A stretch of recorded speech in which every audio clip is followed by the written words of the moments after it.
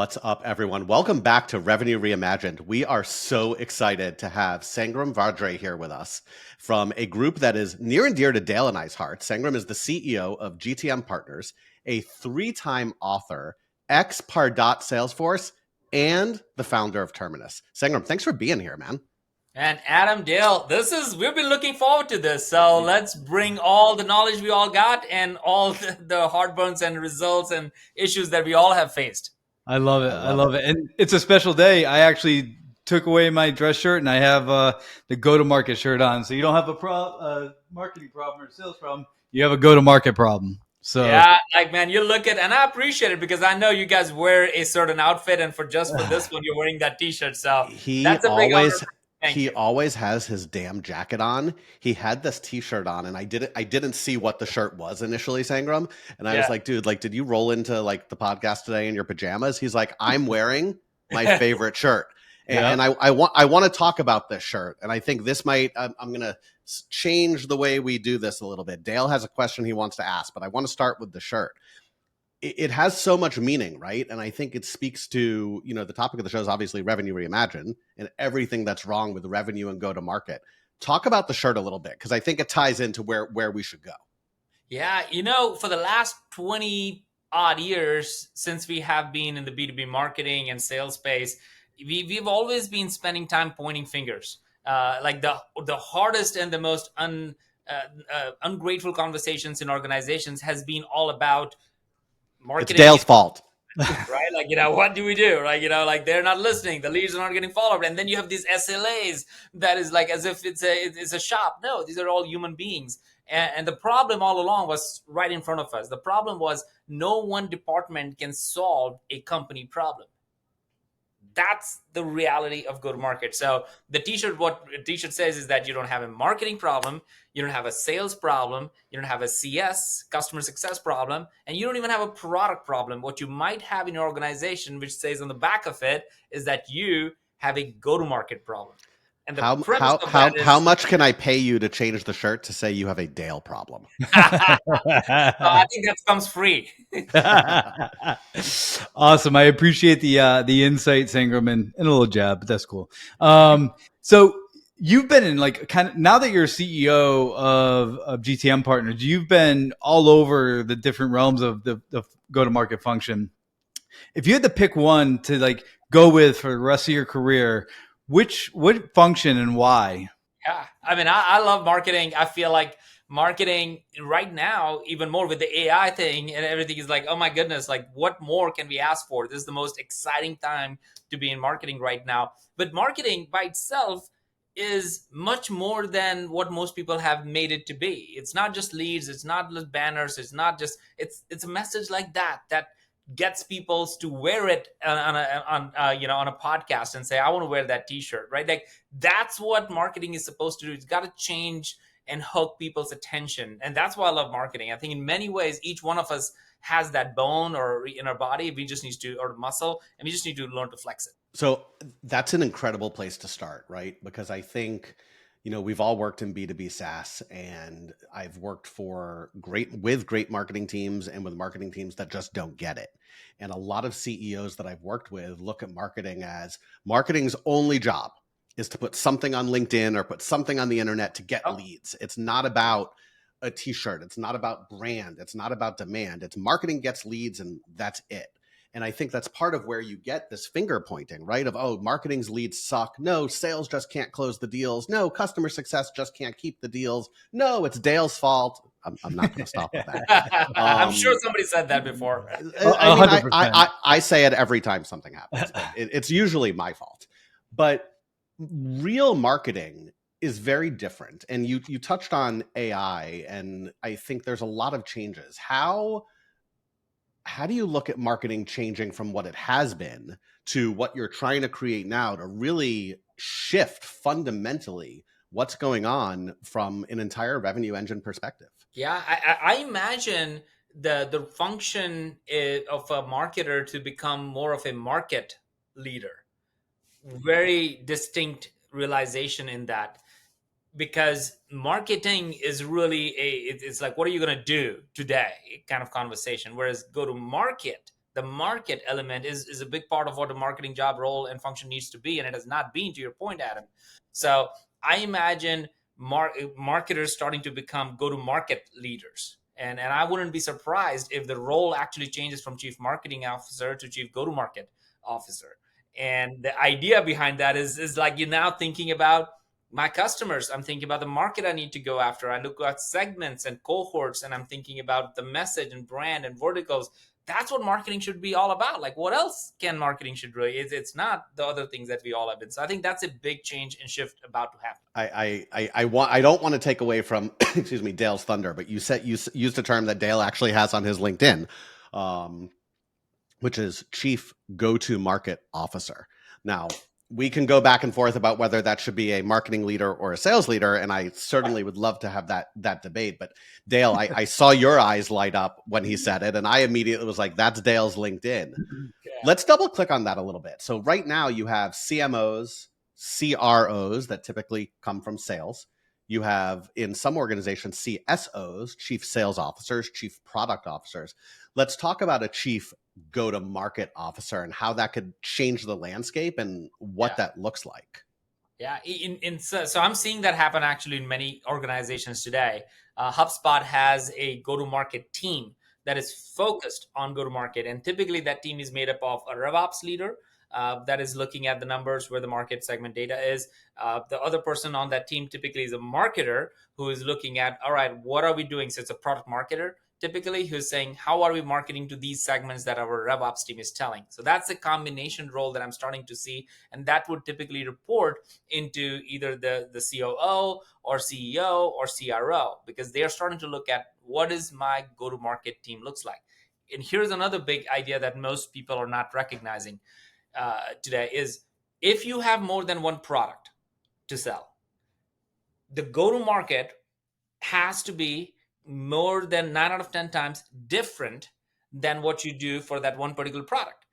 And what happens in most organizations is you have a common marketer who's just good at something and said, hey, we got these 3 new products we're launching.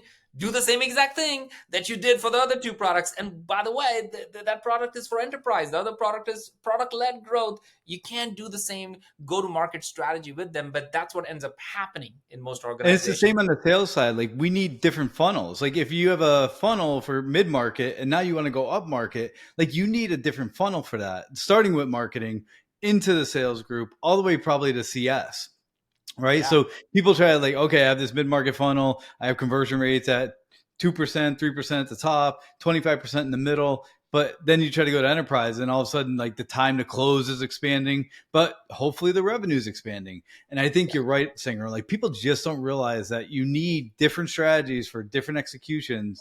And it's just not one size fits all, like every other framework that people are trying to put out there. Yeah.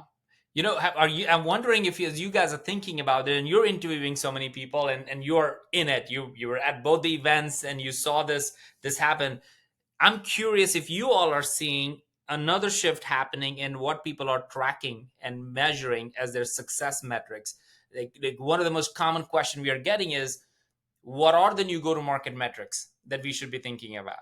Where is the new North Star? What is it? Is it NRR, or is pipeline revenue not important? I'm curious. Are you guys getting that feedback or question out in the marketplace? We talk about NRR all the time. Now, in the last 12 months, everyone's shifting over to NRR. I always think of things like a pendulum, Sangram. Like, this has happened before. We've had a .com bust. Like, we've seen things like this happen before. We'll swing all the way one way and say NDR is the right way, or NRR, and then like ARR gets ignored a little bit, and then we'll swing back to ARR. So like, to me, it's not like, what are we trying to figure out and measure? To me, it's like, let's measure everything. And I think one of the things that I am trying to figure out in the measurement side is more about CAC, LTV, gross profit margins. And to me, these are things that most sales leaders, I think they have a conceptual part of, but they don't understand how it plays across the entire go-to-market function. And I say this a lot, but it's like a tube of toothpaste. Like, if you squeeze one side of it, like, stuff comes out the other side. So how do you balance all that together? It's funny, right? Because I'm working with a client now that when I started, it's all about, we need new customers. We got it, and they're profitable, they're established, right? We got to go after and get these new customers and grow our business. Well, let's talk about your churn. Let's talk about your NRR. Well, why? What does it matter? Because, and I hate to use like a cliche, but leaky bucket, right? If we bring in 100 people and 95 of them leave, we're spending our energy for nothing. I think the best companies are, to Dale's point, looking at it from this holistic view of everything matters. And the Yeah. one thing that Dale said that I agree with is, I started my career in healthcare, right? So we had physical, the only one is right. We had physical product, and we talked a lot about margins and cost of goods sold, and like, how much money are we making on this? And most revenue leaders, myself included, up until a year or so ago, had no idea what margins were. At the end of the day, it's, let's just go sell it and grow the revenue. And if we make 1 penny or 43 pennies, what does it matter? A lot. There's a huge Yeah. difference. It does. I have one of my learnings over building these companies have been, companies don't run out of ideas; they run out of money. Mm. Therefore, you need to know and pay close attention to the money. And that's why go to market is so interesting. Just because of all of our roles, I'm sure we all talk to founders who are tech founders who have incredibly brilliant ideas and amazing product, and no go to market, and they're like, they're gone. Most people will never see the light of day of that product, because they never really focused on that part. And then at the same time, you have all these not so good products. Like let's just talk about, I was at Salesforce. Raise your hand if you say Salesforce is the best UI interface product in the world. Nobody would say that, right? But why isn't But everyone Salesforce? uses it. Everybody uses this. And if you really boil it down to, is because Mark Benioff and the team is great at go to market.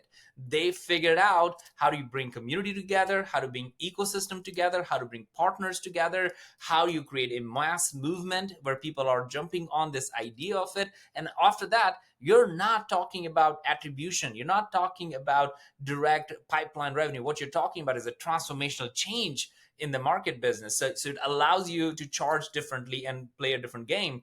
That's what marketing is. That's what go to market can and should do for companies. So why is it so hard for people to get this right? Why is it so hard for companies to wrap their head around this? And there's a few companies, and I'm not going to name their names because we're not giving away free sponsorships here.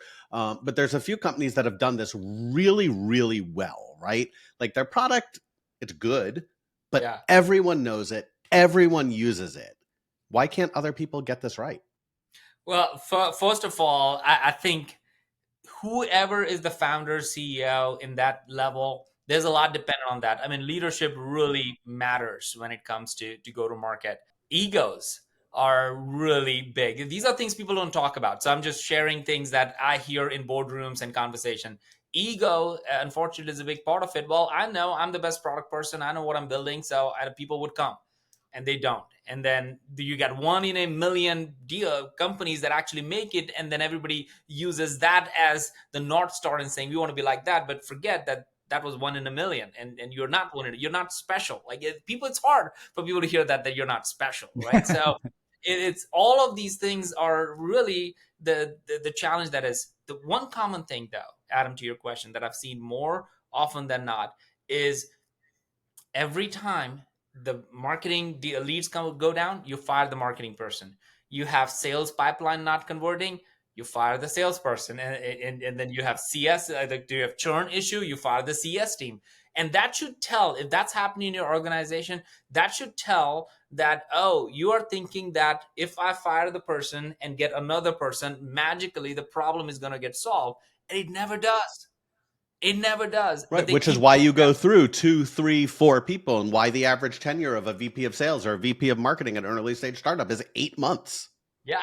And that is the core thesis around it. And that's the proof point on it, is like, well, the reason it didn't work and it will never work is because it is a team problem. It's a go-to-market problem. So you need to bring that team together and say, all right, guys, we need to figure this out. Maybe the reason we don't have leads is because the market has shifted, and we need to have a new type of product that is a lighter version of it. And we need to go using the PLG model as opposed to enterprise. It's not going to work for us. So all of a sudden, a product team can solve a marketing problem that we were all looking at it as a marketing problem. So that's the power of bringing go-to-market teams together. That is the job of a CEO. I mean, it has to be the job of the person at the highest level or the executive team to point out and bring team together. Such a good point. And I think that communication is lacking. Do you think it's a compensation issue? Do you think it's a measurement issue? Do you think it's like a pride or ego issue? Like you've talked about ego, but where I see a lot when I talk to people across the life cycle, it's a compensation issue. Like marketing is not really aligned to the compensation of what's happening with the sales group, is not aligned to the compensation of what's happening with CS. So I'm curious what your perspective is when you talk to your clients around compensation at those levels. Well, I'll give you a couple of examples here, right? Like, so we, as we started this company, Go-to-Market Partners, we hit $1 million in revenue. We'll about hit 3 this year. And I share that without having a CRM, without having a marketing automation platform. Right. And the question is, well, wait a minute. If you hired a marketer today on the team, the first thing they're going to ask is, I need a marketing buy some tools. You hire a salesperson, is the first, I need a CRM. How can I do my job? It's the exact opposite. It has nothing to do with tools. And that's what I'm holding on to buy tools until we have to. Again, that is where I've been trained that tools are the answer to the problems you have. And it's never. It is the strategy is the answer to the problem. So the way we are going to market, as you both know, is through events. And that has been our primary. So every time we do a roadshow, we end up closing 5 to 10 deals coming out of it, because without even selling. You have been on this, like we've never are selling, we're not hammering on it. It's really inbound that comes afterwards to us saying that it seems what you're doing is what we need. Can you go do exact same thing for our organization? And boom, you got a movement going on the back end of it. Without a marketing automation, do you have 15 minutes to talk to me emails that we don't need again? Or come on, I just want to follow up and check to see if all is well. Yeah, or Adam's favorite 28 seconds. Can I have 28 seconds of your time? Seriously, or marketing nurture programs that actually have no relevance to where you are. So I think we need to fundamentally challenge the status quo and reboot how we think about go-to-market. And it is that itself. That's where egos come in. Like as a marketer, I want tools. No, you don't want tools. What is the strategy? How are you going to go to market? Those are the questions you need to be asking. So I want to double click on something Dale said with asking about comp. So in most companies, marketers are compensated on leads. Sales are compensated on deals. Sangram doesn't want to talk about this, obviously. No. CS may be compensated on retention. Maybe they just get, a base salary. I was talking with the founder the other day, and what she was telling me is she wants to design her comp plan where everyone is compensated almost one layer deeper, right? So marketing is compensated on leads, but also on what percentage of those leads turn into deals. Sales is compensated on deals, but then a component on how quickly the customer onboards and sees time to value and what retention rates are. Yeah. And then CS is compensated not just on retention, but also on expansion. Yeah. Does that solve the problem at all and bring everyone together? Or are we just solving we're going to pay you more problem there? Yeah. I mean, I think in many ways, compensation is one of the best way to change behaviors. Sure. Right? Like, so I remember in the early days at Terminus, we had this whole plan on Google spreadsheet saying that, all right, if we sell an annual deal, we thought we were so smart. We're like, we sell an annual deal, we would have so much awesome GRR. They're like awesome. And if you do multi-year deal, it would just change. We would all be in Bahamas, right? Like we had all these spreadsheets that literally were called by the name of the island you want to be on. And then we rolled that out to the sales team, and nothing happened. Like, we're like, wait a minute, 3 months and nobody's selling. We're still selling month to month. Then we're like, oh, we need to incentivize these people to do that. And we just change the percentage if you do sell a annual deal, and all of a sudden every deal is an annual deal, right? And then so there is the behavior, the immediate behavior you want. The compensation is definitely a way to do it. Now, here's another thing to it. Whatever you celebrate is whatever is repeated in your organization all day long. Whatever you celebrate is whatever will be repeated. So if you are celebrating only sales, if you're celebrating only whatever things in your organization, everybody's going to be just thinking that, well, that's what I need to model. That's what I got to need to do. So that's what they think good looks like. Like they think good looks like the celebration. Yeah. If you said, well, working over the weekends is like, oh, thank you for working on the weekend. You're awesome. You're awesome. Be like, oh, that's what I think I'm supposed That's to what do I is have to work on the do. weekends. Right? So whatever you celebrate as an organization, I think my advice to the founders or what I have experienced is that I need to be very careful of what I'm celebrating and make sure that I understand. It's not about handouts where everybody is going to get something. It's more of like, no, this is what we model. This is what's important. Oh, you did something that we needed to be done and you had everybody's back kind of thing. So a layer, the compensation helps from a short-term perspective, but from a long-term perspective, I think it is the culture that will drive the long-term impact for the business. I love what you just said, though, because a lot of founders are listening, and there is this mindset of sales closed a deal, celebrate. We got more pipeline, celebrate. We did this, and next thing you know, everyone's getting a trophy, right? Yeah. Whole separate conversation. And there are times where I think you deserve a trophy, absolutely. Yeah. Whether your product, sales, marketing, success. But if everything is a celebration, to your point, if as the CEO, you're shouting out every time a line of code is written, every time a new opportunity comes in, every time a deal closes, everything in its entirety, nothing becomes special anymore. Nothing becomes that North Star that this is the goal. So how do CEOs determine what is celebratory behavior and what is expected? That like, that's great, but I'm not shouting you out in Slack for ABC. Yeah, and it will I have experienced that if we don't start paying attention to that, then there's a tension that's get created in your organization that is very hard to overcome. And Slack is notorious for this because if you're using Slack, it is so easy to like, boom, let's go, and it's like you expect that you need those dopamine shots to get your juices flowing. So I think so. We do have a celebrate wins Slack channel, and that we use that specifically for this. And I'm very careful. I do this every week. I go through and make sure that I'm calling out what I want to see as a model for the future, not for today, but for the future. So as a founder, as a CEO, you need to be thinking about the future, not today, the future. And in some areas, I would, there are weeks where we would close like $500,000 in business, and not a single one of my celebration was about the win.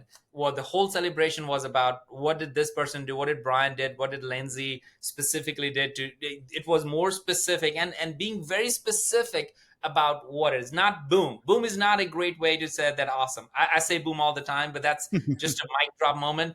But it is specific, saying, Lindsay, I saw what you did where you went over and beyond on this specific customer and you got those emails out in time. That particular thing did XYZ in the minds of the CMO. I typically would take the time to write that out as clearly as possible. So people do not miss it. Oh, hey, Lindsay, awesome job. Great. Like that doesn't do any good. But you're right. And it's funny you say boom. Like we see boom all the time, right? Someone closes a deal, someone does something. What do you see? Boom with the little firework emoji. Great job. Yeah. And there's much more. So much more. Now that we're talking about celebrations, Sangram is gracious enough. We give is more than receive on our podcast. And what Sangram's going to give out? So we're going to give out the book, the Move book. It's a Wall Street Journal bestseller. So hopefully that might be something worth putting it on the shelf, at least saying that here's a book. So you'll have the Move book. And then there you go. Dale has with a bookmark in it. When did you learn how to read, dude? I don't know. It's even like signed by Sangram. Yeah, there you go. I would do that. Absolutely. I'll do that. I'll sign it. He tried to sell that to me, Sangram. Yeah, he did. I'm sure it goes on the black market. And then the t-shirt that's literally says that Dale is wearing, you don't have a marketing problem. You don't have a sales problem. You don't have a CS problem. You don't have a product problem. What you have is a go-to-market problem. And we want more organizations to really believe and use it. We'll draw our winner from the newsletter, and you'll get the go-to-market package. We'll connect you with Sangram, and you'll get all the stuff sent over to you. It's funny. We don't. The majority of our guests that come on, we don't promote, for lack of better terms. Yeah. I will tell you, I went to, and I've said this to a few people. The first event that I went to, the GTM Partners event I went to, was in Chicago, and I expected it to be 4 hours of fluff. 4 hours of, I'm just going to go shoot the shit with some people and relax and have a good time. And what really happened was I had an incredible 4 hours that really was super insightful. So check out GTM Partners. Sangram, before we wrap, a little bit of rapid fire. First question, what song would best describe your revenue strategy? Well, I'm a big fan of Toby Mac. So Toby Mac has this song on fire that allows you to see like, well, everything seems to be on fire. So if go-to-market is on fire, you're at the right place. Awesome. If you had a crystal ball, what's one revenue trend that is happening right now that's going to stick hardcore 12 to 18 months from now? I think everybody's going to have a team of AI with them. So go and figure out a way to do your job better. AI is not going to take your job. People who do AI better will. I love that. What's the one lesser known tip or tactic that's made a surprising difference in your revenue outcomes? Follow up. Money is always in the follow up. If you don't follow up right and timely and with detail and specificity, money never comes back. But if you do that, 9 out of 10 times, you're going to be ahead of the game. Awesome. So last one, earlier in the show, you said you'd be a marketer. We know you're a marketer anyway. So it's tomorrow morning, you wake up. We want to know, the master of marketing, what's the first thing you're doing tomorrow morning? The first thing I'm going to do is just think about how to challenge the status quo of whatever problem I'm solving. If I can do that, I know the rest of the things are tactics. I love it. Love it. Sangram, thank you so much for joining us. Shameless plug time. Where could people find you? Where could they find GTM Partners? LinkedIn is the place where we post things, and then gtmpartners.com. So we'll see you there. Awesome. Sangram, thank you so much for joining us. Thank you, It was a pleasure Sangram. chatting Appreciate with you. it. Thank you, Dale and Adam.